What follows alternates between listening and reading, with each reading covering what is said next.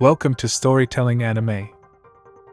Today, I will tell you a story about anime Steins Gate. In the summer of 2010, self-proclaimed mad scientist, Rintaro Okabe, and his childhood friend, Mayuri Shina, go to the Akihabara Radio Kaiken building to attend a seminar on time travel by Dr. Nakabachi.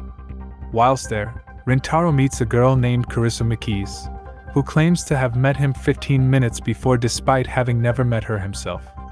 Later, after receiving a scrambled video message on his phone, Rintaro hears a scream and discovers Karisu lying in a pool of blood, indicating that she was stabbed to death. Upon sending an email about the situation to his friend, Itaru, Daru Hashida, Rintaro feels a strange sensation, before discovering the streets have become vacant and a strange satellite has crashed into the radio building. Later, as Rintaro's future gadget laboratory works on a phone-controlled microwave that turns bananas into gelatinous form, Rintaro is surprised to learn that the seminar he was attending was apparently cancelled as if it had never taken place. Afterward, as Rintaro and Daru go to a forum being held, Rintaro discovers the email he sent Daru about Karisu's stabbing had arrived 5 days earlier, before coming across Karisu, who is alive and well. Surprised to find Karisu alive, Rintaro is subsequently humiliated by her during a lecture concerning the unlikeliness of time travel.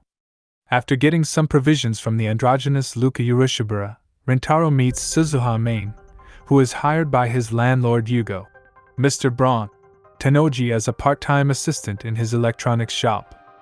Later, Rintaro investigates the supposedly altered events and learns that a man calling himself John Titor, who claimed in 2000 that he was a time traveler, has surfaced once more in 2010. Believing this John Titor to be a fake, Rintaro is shocked to find that all evidence of Titor appearing in 2000 has disappeared. The next day, Rintaro encounters a strange woman named Moka Kiryu who asks for information on a retro PC model called the IBM 5100, which Rintaro gathers from Daru. Later, as Rintaro and Daru once again experiment with their phone wave, a banana disappears from the oven and appears reattached to its bunch in gel form, at which point Karisu arrives at the lab. Rintaro agrees to let Karisu examine their phone wave on the condition that she becomes one of his fellow lab members. Performing another experiment with the phone wave, which causes a burst of electricity when Mayuri opens it, Rintaro succeeds in sending another email to the past. This leads Rintaro to deduce that their phone wave is actually a time machine capable of sending text messages to the past. As Karisu leaves the lab in denial, Rintaro hears about the Large Hadron Collider and micro black holes and asks Daru to hack into SERN. Later, after hearing from Titor about SERN allegedly creating a dystopian future, Rintaro and Daru learn that SERN has been performing top-secret experiments with micro black holes, which have resulted in human deaths. With further information about CERN's time travel experiments encrypted in a code that Daru can't decipher, Rintaro learns from Titor that he needs the IBM 5100 computer Mocha was looking for to decode it. While out doing his laundry, Rintaro runs into Karisu, who is still in denial about a time machine existing, and tells her about the IBM 5100. As Karisu hears from a contact about the computer's capabilities, maid cafe owner Ferris Nyanyan informs Rintaro that her family had donated an IBM 5100 to Luca's family shrine. Managing to borrow the IBM 5100 from Luca's father, Rintaro and Karisu carry it back to the lab. Arriving back at the lab with Rintaro, Karisu is met with a strange reaction from Suzuha. While the gang gathering parts needed to connect the IBM 5100 with Daru's PC, Suzuha warns Rintaro to be cautious of Karisu. Using the IBM 5100 to decipher CERN's encrypted files, Rintaro, Daru, and Karisu learn that various people have been found dead in a gel-like state at various points in time as a result of their experiments. Karisu deduces that the gelatinous state is the result of matter being squeezed at a molecular level whilst passing through the micro-black hole. Despite the shock of this news, Rintaro vows to perfect the phone wave. Dubbing the messages they send to the past as D-mails, The group conducts further experiments, deducing the rules and limitations of sending emails. They learn what time they can send messages, how much data can be sent, and how far they can send them back. The next day, Mocha shows up at the lab to see the IBM 5100 and seeks to borrow it from Rintaro. After failing to hide the nature of their experiments from her, Rintaro ends up making Mocha his fifth lab member. After Daru updates the phone microwave's firmware, Rintaro decides to perform an experiment attempting to change history by sending winning lottery numbers to the past. Upon sending the D-mail, he experiences a sensation similar to the one he had before the satellite crash. Discovering no one else was aware that the experiment ever took place, Rintaro finds his D-mail had indeed led to Luca purchasing a lottery ticket, although his own personal error led him to get the number wrong. After a brief encounter with Suzuha, Rintaro deduces that the D-mail had shifted him to a world line in which Luca had bought a lottery ticket and the D-mail experiment never took place, explaining everyone's altered memories. Confused as to why only he can remember the previous world line, Rintaro contacts Tider, who tells him he may have the power to become a messiah and lead the world beyond the 1% divergence point and hence change the dystopian future.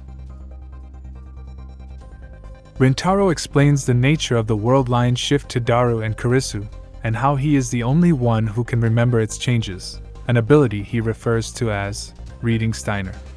As the experiments resume, Mocha requests to send a D-mail, which shifts Rintaro to a new world line where no one else remembers Mocha. The next day, Luca comes to the lab, asking to send a D-mail to before he was born so that he would be born as a girl.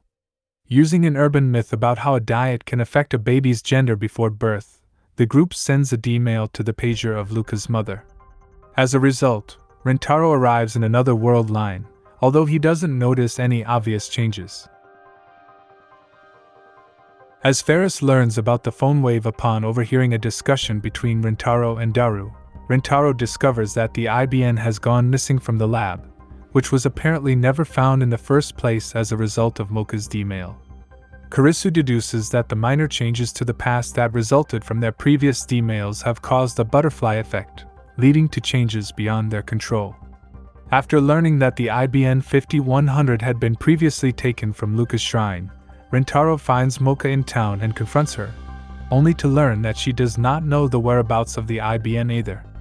Rintaro also discovers that, unlike the previous world line, everyone has met Mocha before in the current one, giving credence to Karisu's theory. Rintaro and the others later visit Ferris, whose true identity is revealed to be Rumiho Akiha, whose family owns Akihabara. Ferris offers them information on the IBN 5100 in exchange for being allowed to send a D-mail 10 years into the past. Rintaro reluctantly agrees and allows her to send the D-mail, causing him to experience another world line shift. After learning from Ferris's father that they no longer have the IBN 5100 in their possession, Rintaro discovers that the physical geography of Akihabara has completely changed, no longer being a mecca for anime culture. Realizing the D-mail Ferris sent prevented Mo culture from being introduced into Akihabara, he discovers that Luca's earlier D-mail had in fact changed his sex to female. Afterward, Rintaro talks with Suzuha, who reveals she came to Tokyo to try to find her father, mentioning she will leave if she is unable to find him the next day. Rintaro then establishes her as a lab member and invites her to the lab for a farewell party. While preparing for the party, Rintaro receives a threatening text message telling him that someone is watching him, with a picture of a gelatin treat attached. Later, while shopping with Mayuri, he recalls that his reading Steiner ability may have first occurred when he was a child. Later that night, Suzuha sends a farewell text to Rintaro, prompting him to send a D-mail and instructing himself to convince Suzuha to attend the party and stay in Tokyo. Rintaro discovers that a CRT television in the electronics shop below the lab has been serving as the lifter from the phone wave, as the D-mails can only be sent when it is turned on. Karisu then theorizes that it might be possible to send frontal lobe memories back in time through the phone wave, allowing the consciousness of a person to time leap into the past. As Rintaro goes into town with Mayuri to look for parts Karisu needs, he explains to her that a time leap may be safer to conduct than simply sending D-mails due to the nature of chaos theory, as the D-mails can produce unexpected consequences once sent. They run into Mocha along the way, as well as Suzuha, who tells Rintaro that Kurisu allegedly works for SERN. As Kurisu denies this, she tells Rintaro about the problems she has with her father, who grew to hate her because she surpassed him in scientific prowess. Later on, when out shopping, Okabe receives another threatening text message with a picture of a severed doll's head attached, causing him to return to the lab, fearing for Mayuri's safety. Later, Daru informs the group that the lab has been connected to the SERN network without them knowing. With the ability to utilize CERN's LHC to compress memories into D-mail size, Kurisu completes her time leap machine, capable of sending one's memories up to 2 days into the past. However, Rintaro, still disturbed by the threatening texts he has received, decides against using the device, suggesting they instead make their discoveries public. As the lab members decide to have a party, Kurisu comes into conflict with Suzuha, who claims she is destined to become a SERN spy in the future, but Mayuri manages to calm things down between them. While a bomb threat to the rail system is televised, Suzuha, after hearing about the lab's connection to SERN, flees the lab led by Mocha. A group of armed men storms the lab, who reveals herself to be a rounder, hired by SERN. She orders Rintaro, Kurisu, and Daru to be detained before shooting and killing Mayuri, whom she deems as not being necessary. That's it for today. See you next episode. Thanks for watching. Don't forget to like, comment, share, and subscribe. Have a good day. Bye bye.